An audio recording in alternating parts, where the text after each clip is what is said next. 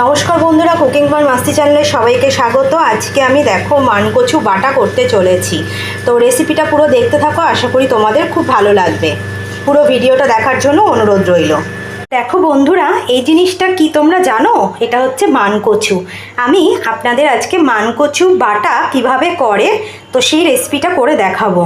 তো প্রথমে আমি মানকচুটাকে চোকলা ছাড়িয়ে ছোট ছোট টুকরো করে নেব।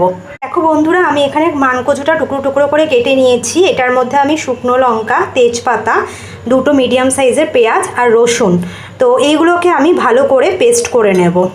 দেখো বন্ধুরা, এটার মধ্যে আমি 2-4টে কাঁচা লঙ্কাও দিয়ে দিয়েছি। এগুলো সবকটাকে আমি জল ছাড়া পেস্ট করব, জল দিয়ে কিন্তু পেস্ট করব না। দেখো বন্ধুরা, কি সুন্দর কিন্তু পেস্ট হয়ে গেছে।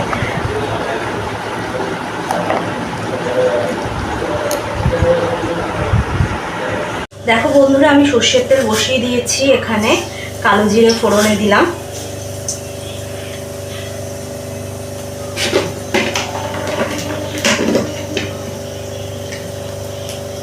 আর এখানে যে মানকচুটা আমি পেস্ট করে রেখেছি এইটাকে আমি এবার দিয়ে দেবো।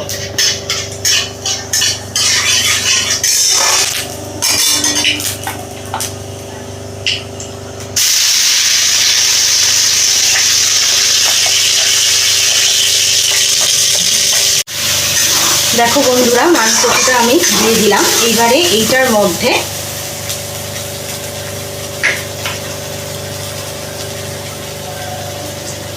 স্বাদ মতো নুন,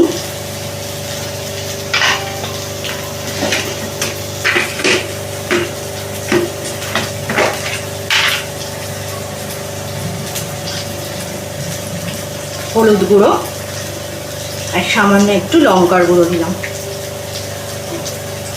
আর ধনের গুঁড়ো দিচ্ছি, কারণ কচুতে ধনে আর রসুন এই দুটো খুব ভালো যায়, তাহলে খেতে আরও টেস্ট হয়। ধনের গুঁড়োটা পরিমাণে একটু বেশিই দেবেন।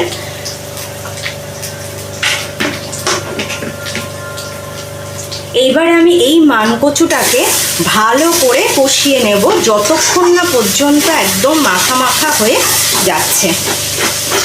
দেখো বন্ধুরা, মানকচুটা কিন্তু আমি ভালো করে টানিয়ে নিয়েছি। দেখো লেগে লেগে যাচ্ছে, মানে মানকচুটা কিন্তু আমার টানানো হয়ে গেছে।